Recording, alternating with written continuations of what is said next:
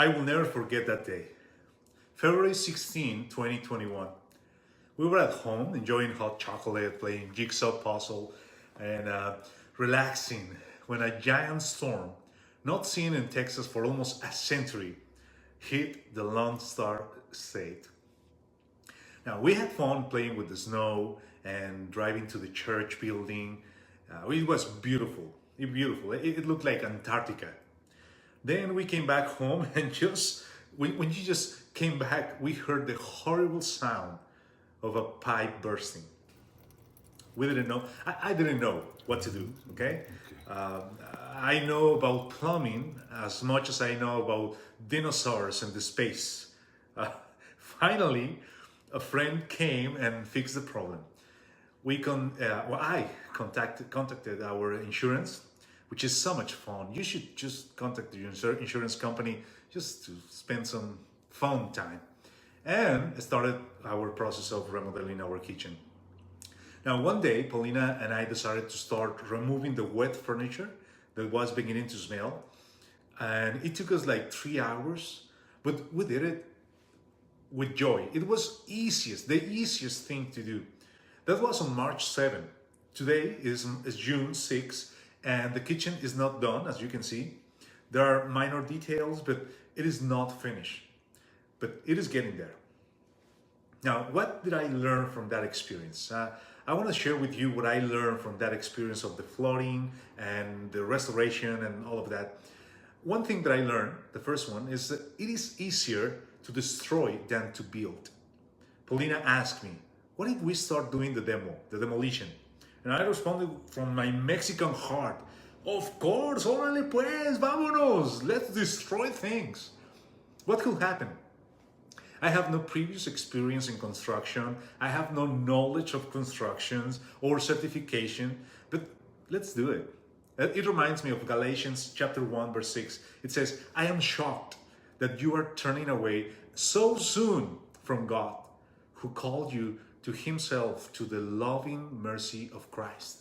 You are following a different way that pretends to be God news. In chapter 5, verse 7 to 10, it says, you were running the race so well. Who has held you back from following the truth? It certainly isn't God, for he is the one who called you to freedom. This false teaching is like a little yeast that spreads to the whole batch of dough. I am trusting the Lord to keep you from believing false teaching.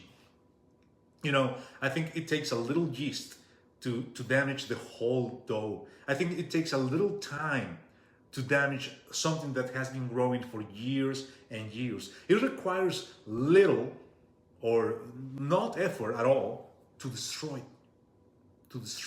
It is easier to destroy than to build.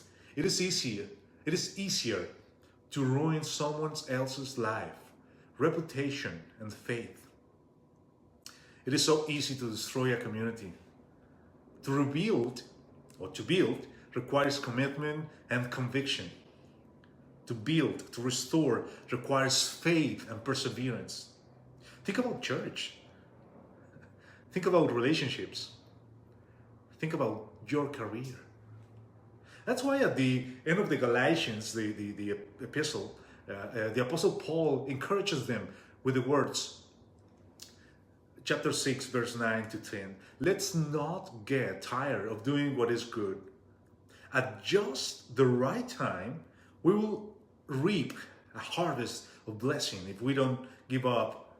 Therefore, whenever we have the opportunity, we should do good to everyone, especially to those in the family of faith. So about time, about reap, about harvest, takes me to the second lesson I learned with this flooding situation. Restoration takes time. Restoration takes time. It's been 3 months since we lost our kitchen. I have had so many people I don't know, so many people that I don't know, going in and out of my house. We had to make so many sacrifices, such as washing dishes outside with a hose, close to the garage, or cooking with a portable electric stove. like cavemen, cavemen, or the sacrifice of having to eat Chick-fil-A for breakfast. But when I see progress, a little progress, I get encouraged for the result. In the end, all these sacrifices will pay off.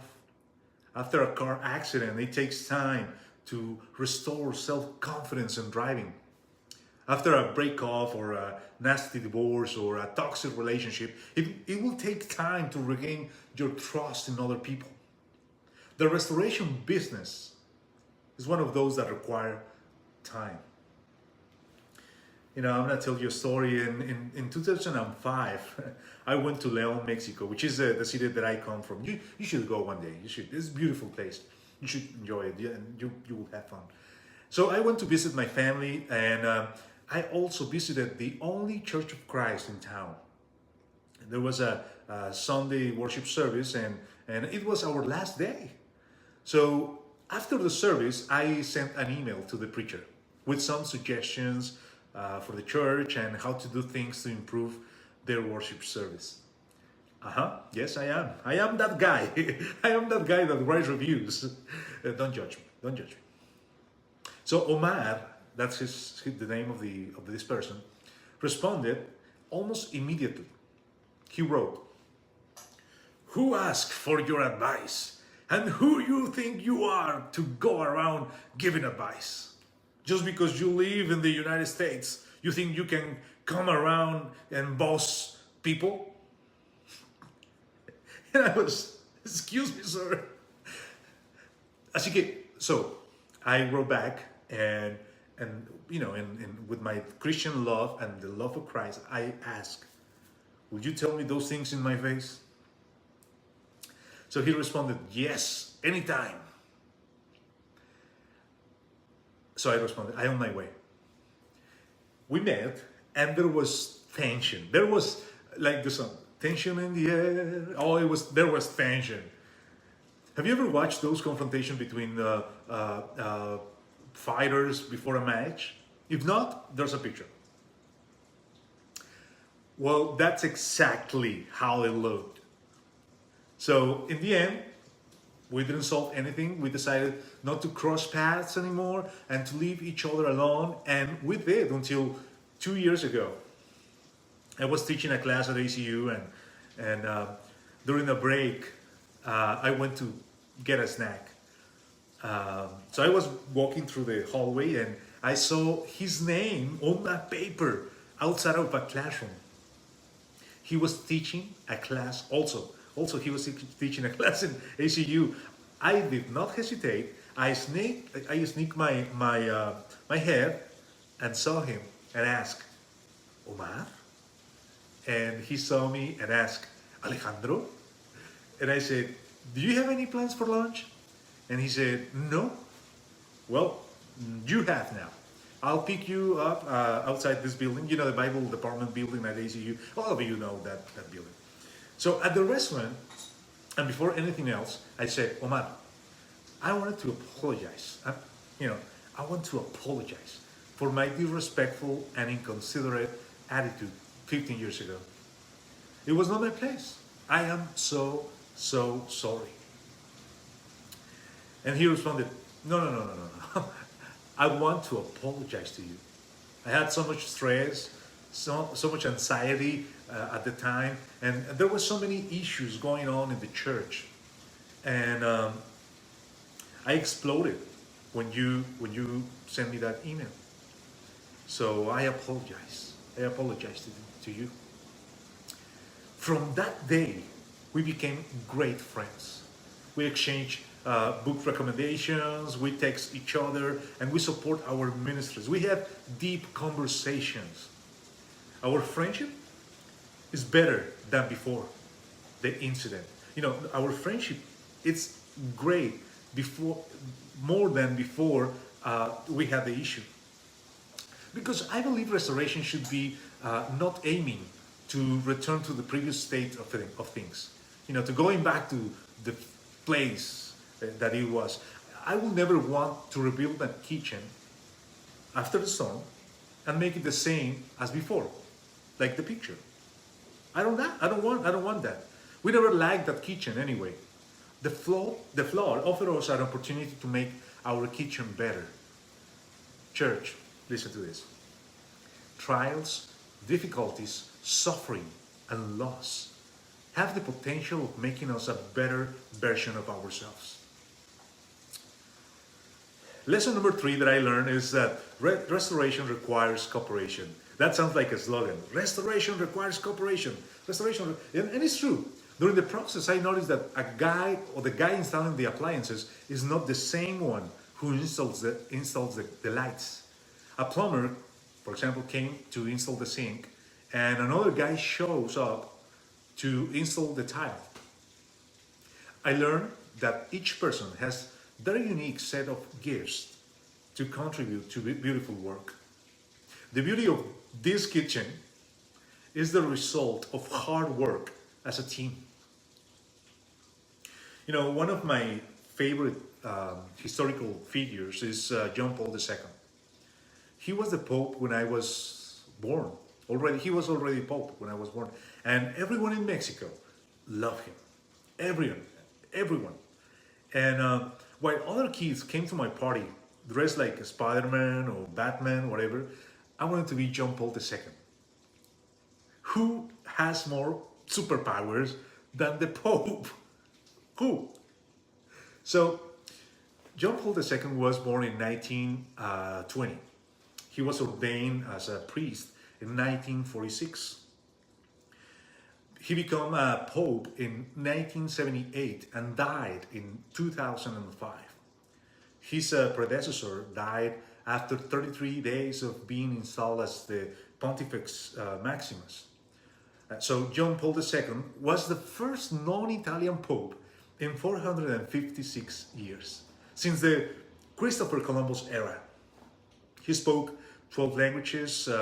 He was a philosopher. He had a PhD in philosophy and enjoyed sports, especially soccer and swimming. Karol Wojtyła, his real name, was a charismatic leader who traveled the world with a simple message. Love, forgiveness, and peace. Love, forgiveness, and peace. He was almost killed. And after he recovered, he wanted to meet his attacker, the person that shot him. He wanted to meet with him because he wanted to grant him his forgiveness, his pardon. He was grateful for the time spent in the hospital recovering because he was able to minister to the sick. John Paul II was an expert in restoring, especially restoring broken relationships. He emphasized on the importance of collaboration between churches. John Paul II is the person who will say things like, unity is the capacity to find value in diversity. Unity is not the norm. It is easy to divide, to destroy, and to separate. Imagine the difference we could make if churches will see each other as a complement and not as a competence. You know, as churches, we tend to compare each other. Oh, this is a mega church that has incredible programs. Oh, this is a mega pastor that has interesting things to... But what if we work as a complement? Restoration, then, requires cooperation. John Paul understood that the power that forgiveness and humility has. In fact, he asked for forgiveness for the history of abuse that the church imposed on different groups of minorities. That was something new. Never before a pope will be asked for forgiveness in the name of the church. He asked for forgiveness for Galileo's trial in 1633. John Paul II asked for forgiveness for the atrocities towards African slaves and the persecution of Protestants and the silence during the Holocaust. He believed in the importance of unity, but also in the importance of forgiveness. And I think that we as a church, as individuals, we're called to ask for forgiveness. This morning, I want to challenge you to call that person, that friend, that father, that sibling, that mother that you have offended, but you have never asked for forgiveness. I'm challenging you to break the circle and start with forgiveness. Restoration begins with forgiveness. Now, the other lesson that I learned is that restoration requires vision. As soon as we destroyed the kitchen, Paulina and I started talking about how we would love to have different appliances and things. Paulina would say something like, I want more space. And I would say, I would like to have a wine cooler. And Paulina would say, no. And I say, I want a built-in trash cabinet. And Paulina would say, yes. I mean, we had everything in our heads. I mean, we even knew what appliances we wanted to install. The kitchen was done already in our minds, and it was no problem for the contractor to make it happen. That's why the wise man wrote in Proverbs 29:18, I believe, where there is no wisdom, where there is no vision, the people are unrestrained, but happy is he who keeps the law. So if you're restoring your marriage or a damaged friendship, you must have a clear vision of the future of this relationship. What is going to happen after giving or receiving forgiveness? Demo, we are in the business of restoration. We are called to restore our fallen world to its creator. We are the people of change. We are the people of restoration. Remember, Churches for Christ? We are the people of the movement of restoration movement. Yes, it is easier to destroy, but we can rebuild the church God wants with a clear vision and great desire. Restoration requires cooperation, and it will take time. But we are called to rebuild the walls of our faith. Let's restore our broken relationships. Let's humble our egos and learn to say those beautiful words. Will you forgive me? Will you forgive me? Let's restore our souls and humble our hearts and go back to the Creator asking, will you forgive me, Lord? Will you forgive me? Let's restore our community and let's use our hands to serve others and bring Christ to our community. Church, don't forget why you are here.